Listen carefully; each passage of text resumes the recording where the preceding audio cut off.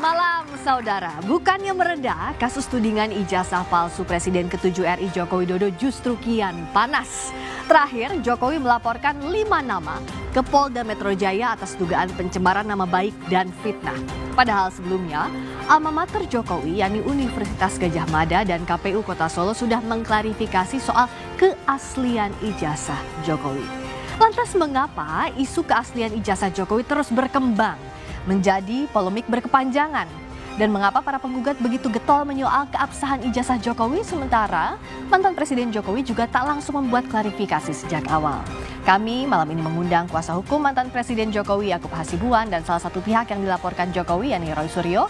Dan untuk mendudukan perkara soal polemik keaslian ijazah Jokowi, kami juga mengundang Ketua KPU 2021-2022 Ilham Saputra dan Rektor UIN periode 2006-2010 dan 2010-2015 Komarudin Hidayat. Kita sapa dulu para narasumber dari mulai paling ujung, Prof. Komarudin Hidayat, Rektor UIN 2006-2010, 2010-2015. Tepuk tangan untuk Prof. Komarudin.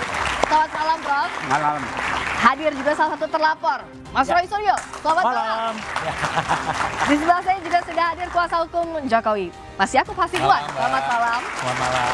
Dan juga Ketua KPU 2021-2022 Mas Ilham Saputra. Selamat malam. Malam. Yang pertama tentu saya tanya ke Mas Yakub dulu. Tadi Pak Jokowi bilang bahwa ini sebenarnya masalah ringan. Tapi pada akhirnya keputusannya adalah melaporkan para terlapor dan dibawa ke ranah hukum. Kenapa ini begitu mengusik Mas Yakub? Dan kenapa ini yang dipilih?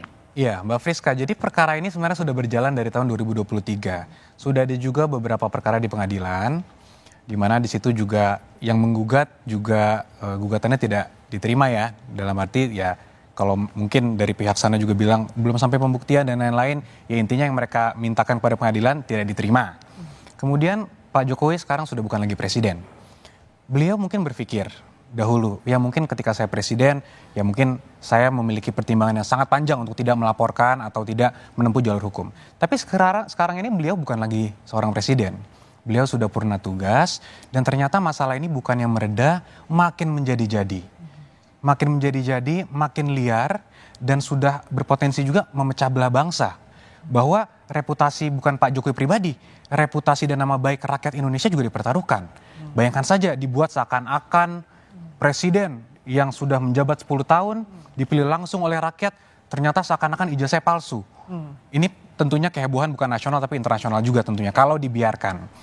Oleh karena itu Pak Jokowi dengan tentunya tidak mudah juga pertimbangannya datang sendiri menggunakan hak hukumnya secara pribadi, dan ini juga suatu pembelajaran hukum juga, memperjelas bahwa semua orang itu adalah equal di hadapan hukum dan melapor sendiri dan sekarang menyerahkan semuanya ke pihak hukum. Oke, ada masalah dignity dan legitimasi di situ. Gimana Mas Roy? Kok tetap sih kekeh? Bukan kekeh, ya memang kalau fakta harus dikatakan fakta, kalau tidak katakanlah tidak. Kenapa yakin kalau itu fakta? Ya karena teknologi sudah bisa membuktikan. Ini sih santai aja, kayak dulu zaman dulu kala orang mungkin mengenal penemu listrik itu atau penemuan itu misalnya adalah Alva Edison waktu itu. Kemudian Tesla, ya, itu sempat Tesla itu tidak berhasil mendapatkan patentnya karena waktu itu belum ada teknologi yang bisa membuktikan. Akhirnya dibuktikan bahwa dialah pemenang patennya, tapi dia sudah nggak bisa lagi menikmati. Jadi ya identik aja kayak sama misalnya sekarang. Kalau di Mesir itu Mbak, itu orang dulu nggak ngerti wajahnya Faraoh itu kayak apa. Oke, yang dimaksud dengan konteksnya kasus Pak Jokowi ini apa? Nah gini, jadi teknologi itu bisa membongkar apa yang mungkin tidak bisa ketahuan di masa lalu. Jadi apa yang sudah dibuat di masa lalu mungkin lolos saja. Tapi begitu ketahuan di masa sekarang, nah baru. Ini mirip dengan ijazahnya J.S. Saragih dulu ya di Simalungun. Itu waktu dia proses bupati sah-sah saja. Tapi begitu diverifikasi di gubernur, dia kena. Jadi sebenarnya santai aja, teknologi lah jawabannya. Mas Yakub, kayaknya Mas Roy yakin betul kalau itu fakta. Ya tentunya tidak apple to apple ya, apalagi ngomongin teknologi Tesla dan lain-lain dengan ijazah ini. Yang tadi juga mungkin Mas Roy menyinggung diverifikasi di KPU ternyata tidak berhasil. Buktinya punya Pak Jokowi sudah diverifikasi oleh KPU lolos. Ditambah lagi diverifikasi oleh UGM, kampus yang mengeluarkan langsung lolos juga. Yang non formalnya teman-temannya sampai berkumpul menunjukkan semua foto-foto dan lain-lain. Ternyata terbukti. tapi masih juga ada pihak-pihak yang masih mencoba untuk meragukan itu dan menuduh seakan-akan itu palsu. Itu yang sangat disayangkan, Mbak Friska. Kenapa akhirnya Mas Yakub dan tim melaporkan Mas Roy CS? Kenapa harus dilaporkan dengan pencemaran nama baik, fitnah, dan UIT? Ya tentunya kembali mungkin saya klarifikasi sedikit. Untuk terlapornya ini semua masih dalam penyelidikan. Namun memang ada beberapa objek pelaporan yang kita sampaikan yang kemudian juga di situ diduga ada dilakukan oleh beberapa pihak tentunya kan. Nah yang dilaporkan itu Mbak Friska adalah peristiwanya oleh Pak Jokowi. Yang mana nanti biar penyelidik dan penyidik lah yang nanti melakukan investigasi, mendalami dan melihat apakah ada tindak pidananya dan siapa yang melakukan. Jadi peristiwanya yang kita laporkan. Peristiwanya, siapanya ini kan tapi mengarah ke Mas Roy, kalaupun iya siap. Ya nggak apa-apa, itu kan kado terbaik untuk hari keterbukaan informasi publik. Maksudnya gimana? Tanggal 30 April kemarin itu kan sebenarnya hari keterbukaan informasi publik. Ya gitu, 30 April. Dan itu hari yang ke-17. Dihadiahi oleh mantan presiden, orang yang tidak mau membuka keterbukaan informasi publiknya. Itu kan kado yang sangat bagus sekali. Tapi kalau masuk ke ranah hukum, konsekuensinya hukum juga loh. Oh iyalah, nggak ada masalah. Kita kan bicara dari sisi ini judulnya, apakah akademis atau politis, ya kan? Ini pure akademis. Pernyataan bahwa itu adalah fake, ya, atau real, itu adalah statement akademik. Coba kalau ada sesuatu yang ditemukan, kemudian itu fake or real, itu adalah akademik. Memang ini dua spesies yang sebenarnya tidak apple to apple ya, tapi nggak apa-apa, kita bicara clear dari sisi akademik ya. Sementara kalau ada yang memandangnya dari sisi hukum, ya silahkan saja. Kalau Prof Komar lihat ini sisi akademik atau hukum atau politik? Pertama, bagi saya ini satu pendidikan politik bagi masyarakat. Jadi saya menikmati ya. Kenapa itu, Prof? Saya berharap ini berlangsung dengan etis, cerdas, transparan sehingga betul-betul ini pembelajaran semakin dewasa. Yang kedua, lama-lama tapi ini juga menjadi semacam politico-tainment gitu. Kayak hiburan politik gitu. Kenapa, Prof? Mengapa disebut hiburan politik kalau dari sisinya? Karena semakin meriah, banyak orang ngomong dan masing-masing memberikan satu argumen logika yang baginya semakin menarik gitu. Tapi bagi saya sebagai orang kampus, ya saya coba mengikuti saja, saya ingin ambil jarak dari dua-duanya. Tapi bagi saya, biarlah nanti forum adu argumen terbuka.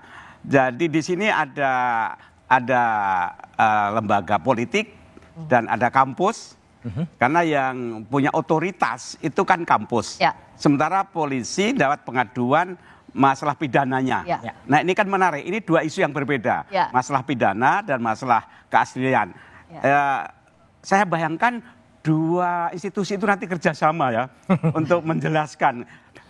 Dan saya berharap jangan lama-lama deh ini. Karena wasting time, wasting energy. Dan lama-lama tanda kutip melelahkan. Oke, debat ini. Meskipun politik tainment kalau kata Prof Komar, tapi ini melelahkan. Nah tapi bicara soal ini kan UGM udah klarifikasi Mas Roy. Kenapa jadi soal terus, kenapa dikorek-korek terus oleh Mas Roy? Yang harus diingat, saya tuh lulusan UGM asli, S1, S2. Dan 2 teman saya, ya, Dr. Resmond dan juga Dr. Tifa, itu dua-duanya juga S1. Jadi kami itu dalam rangka cinta kampus.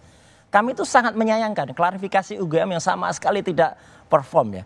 Kenapa dianggap? Iya, klarifikasinya katanya semua bukti ada, 34 bukti. Tidak ada satupun, jujur ini ya UGM ya, tidak ada satupun yang diletakkan di atas meja. Tidak ada. Dan mereka masih berdebat soal keterbukaan informasi publik. 1 jam kami baru mendapatkan skripsi. Dan akhirnya, alhamdulillah, skripsi itu bisa saya pegang, itu sebagai primary evidence. Primary evidence yang kemudian kita teliti langsung, saya bawa utilitas atau gadget yang memungkinkan untuk meriksa itu, dan disitulah makin banyak terungkap dari skripsi itu, mulai dari hurufnya, halamannya, kertasnya, salah ketik pada nama pembimbingnya, kemudian bahkan ada tulisan tesis padahal itu adalah skripsi untuk S1. Itu kan aneh banget. Saya jadi sangat menyayangkannya, kenapa Universitas Gadjah Mada yang sangat besar dan saya cintai ini, itu bisa dulu meluluskan, kalau memang itu lulus ya. Kenapa dengan skripsi semacam itu? Maka skripsi yang sudah kita pastikan itu 99,9% itu adalah palsu, ya. Tidak mungkin menghasilkan ijazah yang benar. Itu aja. Oke, Mas Yakub silakan. Ya, Mas Roy, mohon maaf, saya mau klarifikasi. Tadi kan Anda bilang bahwa ada tulisan tesis. Itu skripsi siapa yang ada tulisan tesis, Mas? Yang ada tulisan tesis itu adalah bukan miliknya Pak Jokowi. Oh, bukan milik Pak Jokowi ya? Ya, tapi punya Pak Jokowi nggak ada. Oke, tapi yang tadi tesis bukan punya Pak Jokowi. Agak clear satu Indonesia, rakyat semua clear. Bukan punya Pak Jokowi. Bukan, tapi itu temennya. Terima kasih. Temennya yang diaku-aku, katanya ada lembar pengesahan. Lebih parah lagi punya Pak Jokowi. Karena punya Pak Jokowi nggak ada lembar pengujiannya. Ya, itu kan versi Anda, Mas. Enggak. Ya, mari kita lihat nanti kan. Mari kita lihat. Oke, tapi yang punya Pak Jokowi apa? Soal ini, bisakah dijamin misalnya tadi keabsahan soal skripsi ijazah Pak Jokowi punya buktinya dan siap untuk ini? Tentu, kalau semua bukti kan pasti sebelum kita melapor, Mbak, pasti sudah kita kumpulkan, kita susun dengan baik, baru kita laporkan semua. Tapi kan kita hormati proses peradilan yang ada, proses investigasi yang dilakukan penyidik kita hormati, sehingga nanti kalau dibutuhkan di penyidikan maupun di persidangan tentu akan kita berikan. Ya, harus. Oke, dan itu siap dibawa ke ranah hukum. Dua-duanya kayaknya pede banget nih antara Mas Yakub sama Mas. Harus dibawa, sebelum ke hukum kan secara ilmiah harus diuji dulu. Iya kan? Jadi yang membilang kalau itu adalah asli, ya aslinya kayak apa? Yang kita pegang itu yang katanya asli miliknya Pak Jokowi, nggak ada tanda tangannya. Kok nggak ada lembar pengujiannya, kok bisa lulus? Yang juga jadi pertanyaan, kok masih diragukan keaslian, padahal ini kan sudah diverifikasi oleh KPU. Pak Jokowi udah jadi dari mulai wali kota, gubernur, dan juga pilpres, tapi jawabnya usai jeda ya Mas Ilham, tetap di luar. Bicara soal polemik ijazahnya Pak Jokowi, kan ini udah diverifikasi di KPU mestinya Mas Ilham. Dari mulai tingkat kota sampai ke KPU RI saat pilpres. Ya, pertama saya ingin menjelaskan dulu tugas KPU dalam rangka melakukan verifikasi. KPU itu juga melakukan verifikasi tidak hanya ijazah, tetapi juga kesehatan dan banyak hal lain. Nah, kita melakukan POKJA, kelompok kerja yang melibatkan misalnya dokter kesehatan. Ketika itu kita melibatkan misalnya RSPAD dalam rangka memeriksa kesehatan dari calon presiden. Nah, kemudian juga dalam tim melakukan verifikasi kami buat POKJA. Kami buat POKJA dan kemudian nanti kita melakukan verifikasi berdasarkan fotokopi ijazah yang sudah dilegalisir oleh kampus tempat yang bersangkutan belajar misalnya saja. Nah, kita datang ke kampus tersebut dan kami hanya melakukan verifikasi yang menyatakan bahwa benar yang bersangkutan adalah pernah kuliah di kampus ini dan ijazah dikeluarkan oleh kampus tersebut. Oke, berdasarkan dari UGM itu berarti ya? Verifikasi tersebut. Nah, jadi KPU tidak dalam konteks menggunakan tugasnya seperti yang disampaikan oleh Mas Roy misalnya, melakukan forensik atau memastikan bahwa itu ijazahnya palsu atau tidak. Tidak. KPU hanya memastikan bahwa, UGM, kita mau tanya nih, gitu kan? Apakah kemudian Pak Jokowi pernah berkuliah sini dan ijazahnya dikeluarkan oleh Anda? Benar, sudah cukup. KPU menganggap bahwa itu adalah benar bahwa Pak Jokowi adalah lulusan atau kemudian lulus dari UGM berdasarkan fotokopi ijazah digalisir diserahkan kepada kami sesuai dengan persyaratan peraturan perundang-undangan. Nah, itu tugas KPU, tidak melakukan tugas-tugas forensik atau memeriksa, mau pakai kacamata dan sebagainya, tidak sama sekali. Ya, KPU tugasnya hanya yang diamankan oleh undang-undang. Seperti itu. Oke, dan itu sudah sesuai aturan undang-undang diverifikasi. Ya nggak apa-apa, jelas kan. Berdasarkan pernyataan dari UGM, Mas. Kita hargai kejujuran KPU.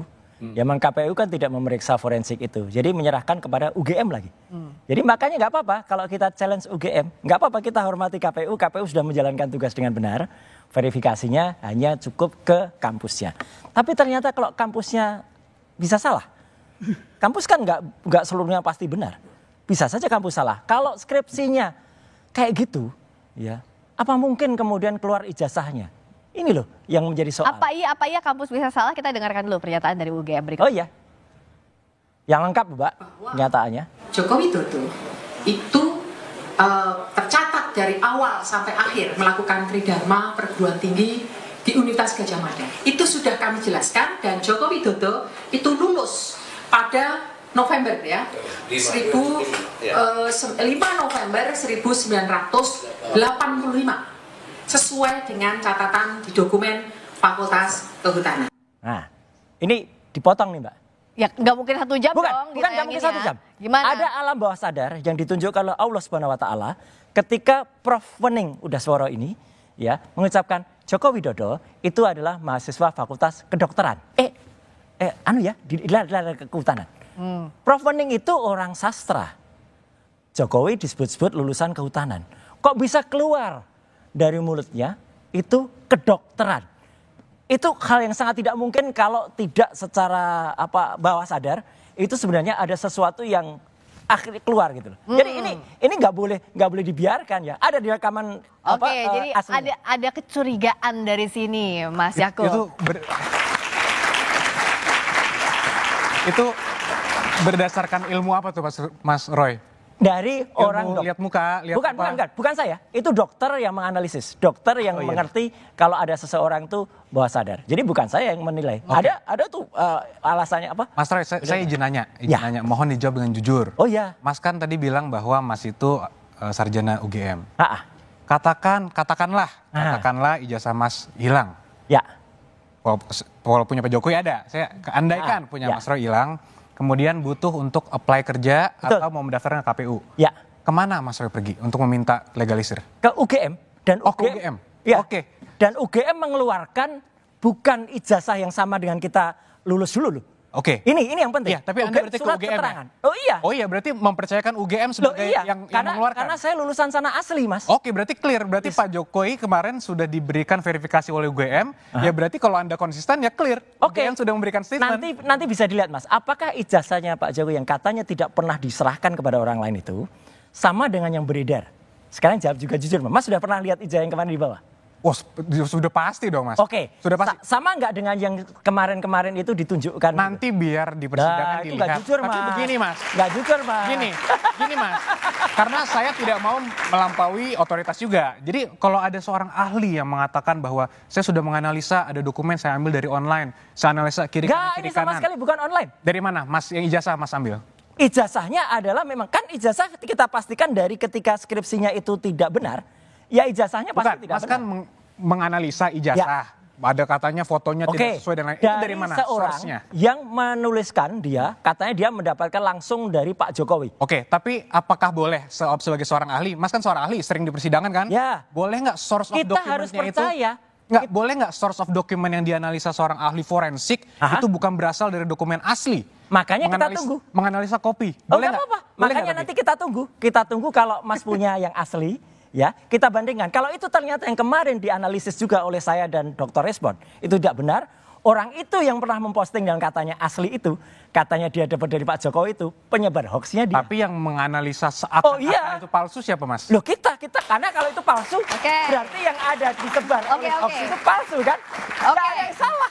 Saya mau tanya ke Prof. Komar. Kalau dari sisinya Prof. Komar dari akademisi, apa yang disampaikan UGM semestinya klarifikasinya sudah cukup atau tidak sih?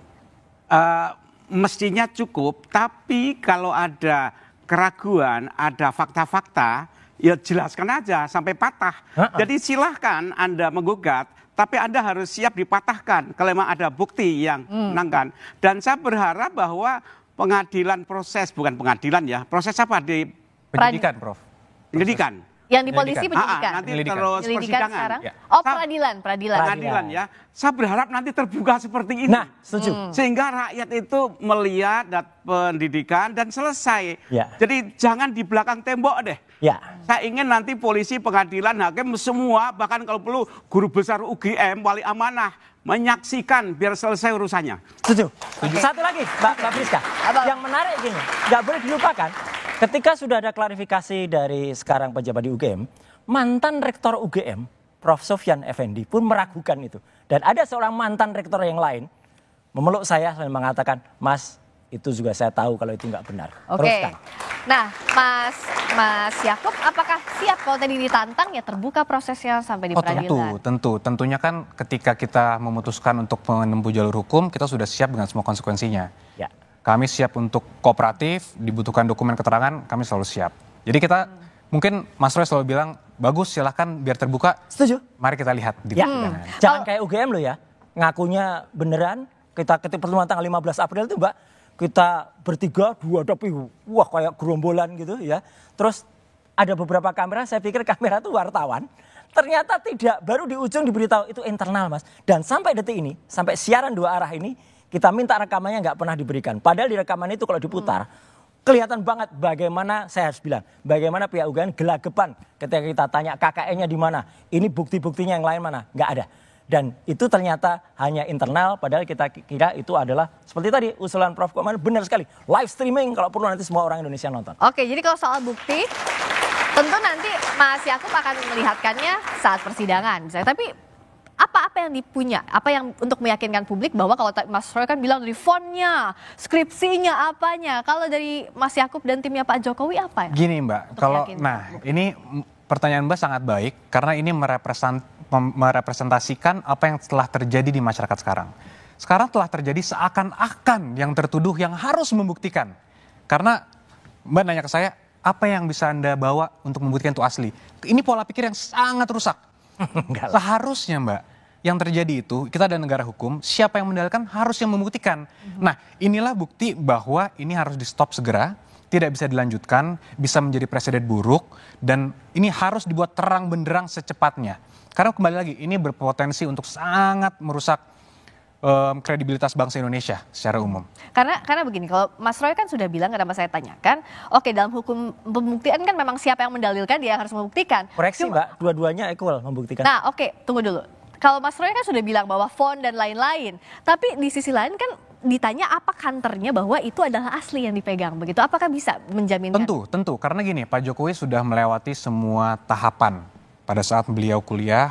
Yang tadi dibilang KKN tidak ada, itu saya pastikan salah, karena ada. Dan semua sudah kami berikan detailnya kepada para penyelidik untuk nanti ya silakan dilanjuti untuk di proses persidangan. Jadi semua tahapan sudah dilalui, semua clear dan lain-lain, dan ini telah diverifikasi oleh lembaga pendidikannya. Jadi kalau bahasa sehariannya mau apa lagi? Nah, jadi kita tunggu apa yang selama ini dianggap dianalisa, katanya fotonya berbeda. Sekarang juga terakhir saya lihat di media massa sudah mulai ada pihak-pihak yang bilang itu foto perkawinannya juga sudah berbeda. Mungkin bukan Ibu Iriana malah. Aduh, ini menurut saya sangat jahat dan perlu di stop menurut pendapat saya. Jadi hal-hal seperti inilah yang perlu mungkin kita pahami bersama, bahwa perkara ini sudah bukan lagi tentang perkara Pak Jokowi. Perkara ini sudah mengenai masa depan bangsa Indonesia dan masa depan hukum di Indonesia. Jadi kembali lagi, ini semua juga baik buat pembelajaran hukum juga buat semuanya, Mbak. Oke, itu tadi. Gimana, Prof? Ya. Gimana, Prof? Saya menggarisbawahi tadi ya. Gimana, Prof? Apa yang bahwa sekarang ini kadang-kadang medsos itu kita tidak bisa mengontrol, liar sekali. Sehingga di situ ada orang yang bonceng, yang mainkan, yang kalau tidak segera diakhiri, ini betul membuang energi kita. Jadi bola salju yang bergulir. Sehingga pertanyaannya, ini sengaja orang menciptakan panggung atau panggung menciptakan aktor gitu. Nah, jadi sekarang ini antara aktor dan panggung sudah dibedakan, karena ini jadi panggung dan aktor menyatu di situ. Mana aktor menciptakan panggung atau panggung menciptakan aktor? Kita jawab di Dua Arah sesaat lagi. Terima kasih Anda masih bersama kami di Dua Arah. Mas Yakub, apa iya itu pembungkaman suara-suara yang kritis kalau kata Pak Abraham? Saya rasa perlu dibedakan antara suara yang kritis dengan tuduhan-tuduhan yang tidak berdasar ataupun fitnah ya. Karena mungkin bisa kita pahami semua, Pak Jokowi sudah menjabat selama 10 tahun sebelum beliau purna tugas. Selama 10 tahun ini sangat terbuka dengan apapun masukan-masukan, kritik-kritik yang menurut saya pribadi justru sebagian besar banyak yang melewati batas. Yang seharusnya mungkin Pak Jokowi memiliki hak untuk mengadukan atau melaporkan dan sebagainya. Tapi beliau tidak lakukan. Termasuk mengenai ijazah palsu ini. 2023 beliau masih menjabat, semua kalau kita ngomong simpelnya semua masih under his control. Tapi beliau tidak melakukan apapun. Digugat pun beliau respon dengan menjawab gugatannya. Artinya menghormati proses hukum yang berlaku, gugatan perdata dibalas perdata, gugatan tun dijawab secara tun. Tapi sekarang beliau sudah bukan lagi presiden. Kali ini beda? Kali ini tentunya sangat beda. Beliau bukan lagi presiden, tetapi masih ada aja tuduhan-tuduhan seperti itu. Justru sekarang Pak Jokowi menggunakan haknya sebagai warga sipil biasa. Karena semua orang itu kan equal di hadapan hukum. Ini juga yang paling penting.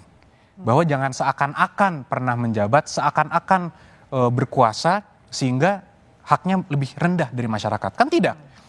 Apa karena dia pernah menjabat jadi dia tidak boleh melaporkan kalau ada orang yang melakukan dugaan tindak pidana terhadap dia? Kan itu tidak masuk akal. Itulah kenapa seluruh kritik-kritik yang luas yang membangun itu sangat di-welcome, tapi harus dalam koridor hukum. Oke, harus dalam koridor hukum. Mas Roy, rasanya ini kriminalisasi atau enggak? Ya memang hak warga negara Pak Jokowi untuk makanya saya berpesan juga waktu itu. Jadi karena yang kami sampaikan itu adalah telaah ilmiah, berdasarkan pengetahuan dan research ya. Maka ini adalah kalau sampai ada yang melakukan kriminalisasi lagi, ya ini sangat tidak elok. Ya, gitu. Jadi artinya apa yang disampaikan itu kan semuanya sudah diatur ya. Betul bahwa kalau dikatakan tadi itu jangan-jangan nanti source-nya ngambilnya dari sosmed. Enggak sama sekali.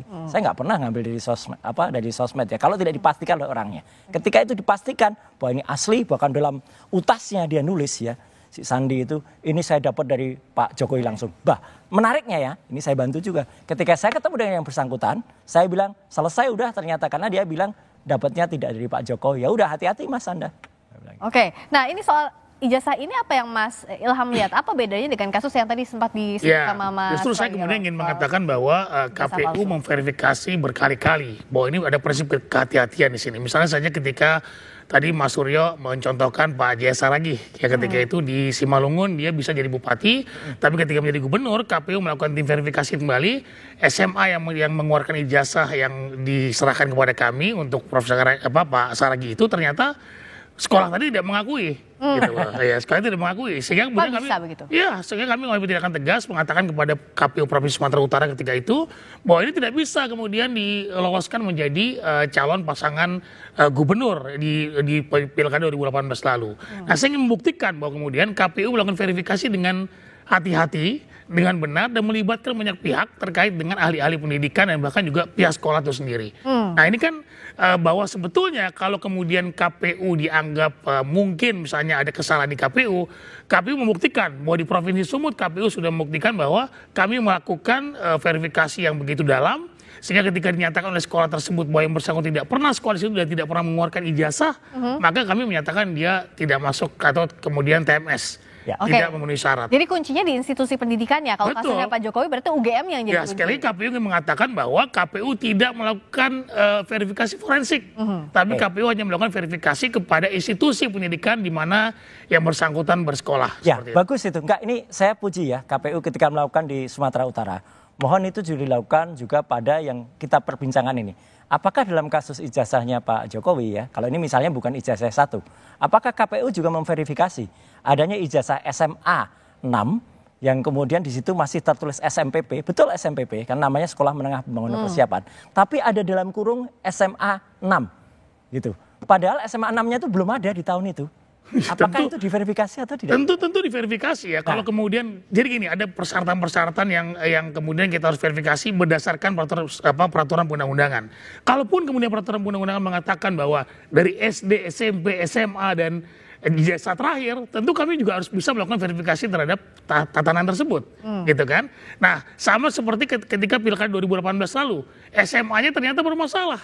Kami katakan bahwa SMA tersebut menyatakan bahwa yang bersangkutan tidak pernah sekolah sini dan ijazah ini tidak pernah dikeluarkan oleh sekolah tersebut. Maka kami menyatakan tidak memenuhi syarat. Artinya kalau track recordnya Pak Jokowi clear dari bupati wali kota Solo, kami melakukan verifikasi ulang, tidak lantas kemudian menggunakan data yang pernah dilakukan oleh KPU sebelumnya. Nah, seperti itu. Jadi diverifikasi ulang ya. Tapi sekali lagi KPU, saya garis bawahi, KPU melakukan verifikasi kepada institusi yang bersangkutan, tidak melakukan verifikasi forensik. Ada jawaban nggak, Mbak? Boleh tanya Pak Ilham. Ada jawaban nggak terhadap kemarin Dr. Taufik yang kemudian melakukan gugatan itu mengecek kepada KPU ternyata data-data Pak Jokowi itu nggak ada semua, gitu, kosong. Gitu. Wah, kalau dalam masa sekarang saya tidak tahu. Nah, tapi ketika saya terus terang bertanggung jawab di pemilu 2019, data itu kami pampang. Dan itu masanya Mas Ilham waktu itu ya? Dan itu di masa kami. Nggak tahu di masa sekarang saya tidak tahu. Gitu. Kalau Prof. Komar, apakah ini masih harus jadi soal administrasi ini jadi pintu masuk lebih dalamnya lagi polemik soal ijazah Pak Jokowi? Gini, yang ingin saya sampaikan bahwa Pak Jokowi si presiden itu udah milik bersama, milik bangsa. Jadi kalau toh rakyat ada yang mempertanyakan, persoalkan, itu bagus-bagus saja. Dan Pak Jokowi tidak perlu tersinggung karena dia milik rakyat. Namun saya juga membela hak dia. Kalau sudah berlebihan merasa tersinggung, dia punya hak untuk membela diri. Gitu. Sebagaimana kalau saudara lain juga punya masalah, dia juga punya hak untuk mempertanyakan. Setuju, Prof. Jadi masing-masing punya hak.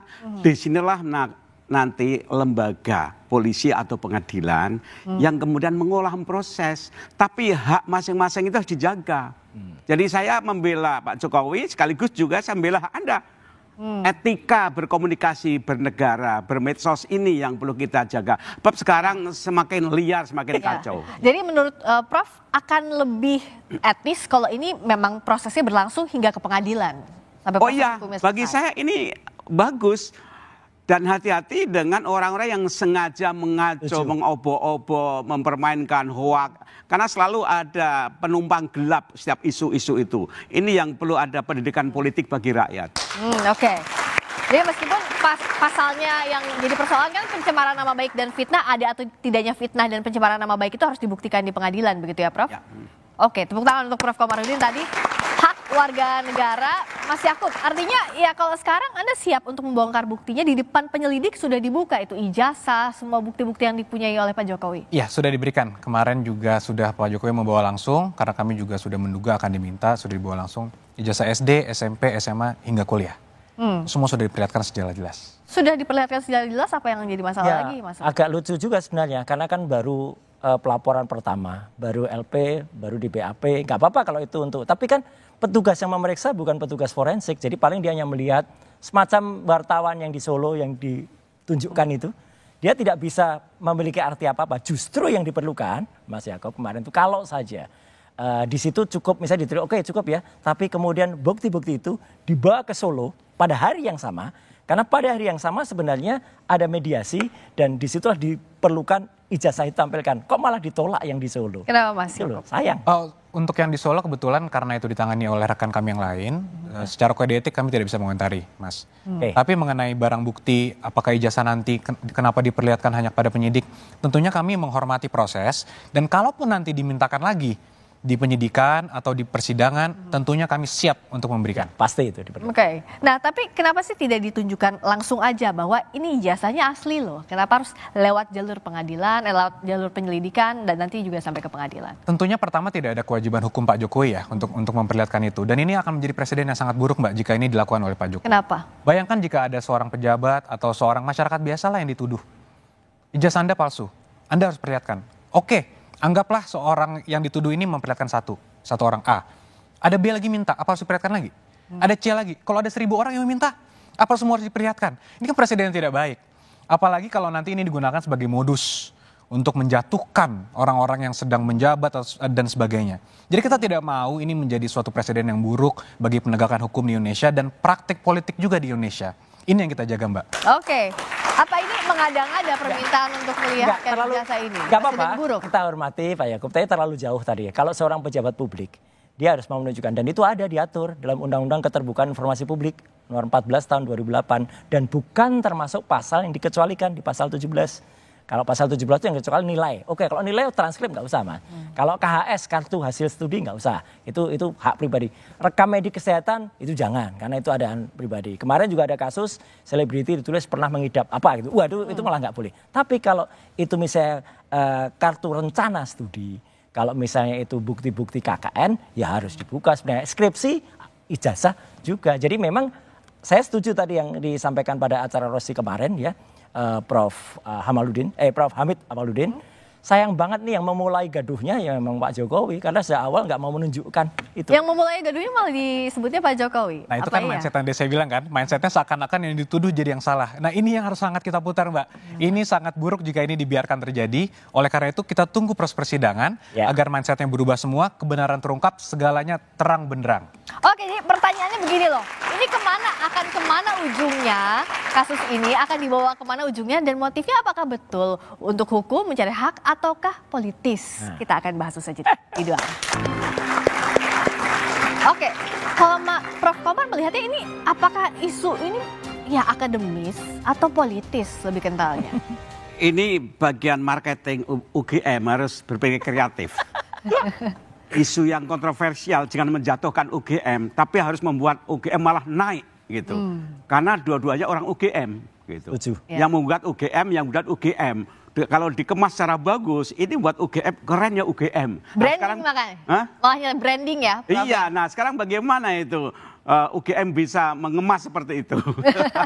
Benar. Kalau Mas Ilham lihatnya ini, apa sih ujungnya? Apakah ini masalah apa? Masalah politis kah kalau dari sisinya Mas Ilham? Ya, saya tentu dari perspektif penyelenggara pemilu ya. Seharusnya ini muncul ketika pemilihan presiden sebelum pemilihan presiden berlangsung. Bukan di 2014, 2019. Bukan sekarang. Sekarang saya ngelihatnya bahwa mungkin betul kata Prof. Komar gitu. Ada politik tainmentnya itu memang lagi wahnya sekarang gitu kan. Nah, saya kurang ngerti, tetapi memang saya kira ini perlu untuk kemudian tunjukkan kepada masyarakat bahwa persoalan-persoalan konflik quote and quote seperti ini ya kita biarkan di ranah hukum sebagai negara hukum dan dibuat secara sesemut mungkin. Tadi Pak Suryo udah mengatakan kepada Yakob bahwa ini adalah diskusi yang baik. Nah, saya kira ini mengajarkan kepada publik bagaimana cara kita menyelesaikan persoalan secara hukum. Oke, tapi sebenarnya ini nggak bisa dibilang juga as simple as that sih Mas Roy. Ini kalau misalnya terbukti tidak asli, kan itu akan bermasalah dengan legitimasinya Pak Jokowi. Makanya Pak Jokowi tidak menganggap ini sebagai hal yang ringan. Oh iya. Tapi itu kan konsekuensi hukum ya. Saya sengaja tidak mau sampai ke sana. Gitu. Artinya saya bicara ilmiah saja. Kalau A bilang A, kalau B bilang B.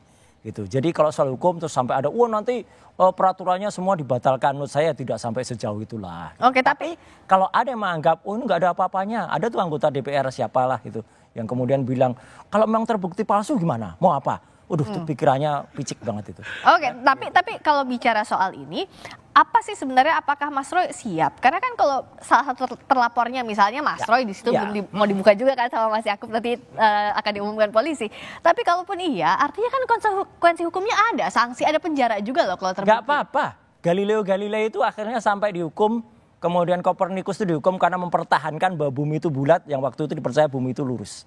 Jadi clear aja kalau saya katakan memang software bisa salah, peneliti bisa salah, tapi kami tidak boleh bohong. Tapi ini bukan motif politis. Oh sama sekali enggak, aku udah enggak di politik lagi Pak. 15 tahun udah cukup, 5 tahun saya udah enggak di politik. Ini bukan residu politik juga kan? Oh enggak ada apa-apanya. Lihat foto-foto saya juga dulu sama Pak Jokowi juga banyak. Masih ada disimpan? Masih ada, enggak ada soal SMK, soal enggak itu kan sebuah sejarah. Nah kalau Mas Yakub lihat ini ada motif politik nggak, residu politik atau nggak sih? Mungkin saya tidak bisa berkomentar ke arah sana ya. Tapi Pak Jokowi menyikapinya seperti apa? Yang saya sebenarnya ingin sedikit komentari itu, yang menurut saya itu ini jelas tidak ilmiah. Kenapa? Karena seorang ilmuwan tentunya ketika menganalisis suatu dokumen tidak bisa mengatakan ini asli atau palsu. Itu adalah hak pengadilan nanti yang menentukan ini asli atau palsu. Seorang ilmuwan tentunya bisa menggunakan analisa, pendekatan dan lain-lain untuk mengatakan ini identik atau tidak identik. Masalah palsu atau asli itu nanti wewenang pengadilan. Makanya itu kenapa kalau ada seorang yang menganggap dirinya ahli mengatakan ini adalah dokumen asli atau palsu, itu sangat disayangkan. Karena kan keterangan ahli ini Mbak, di 184 KUHP juga pasalnya, itu keterangan ahli hanya salah satu alat bukti.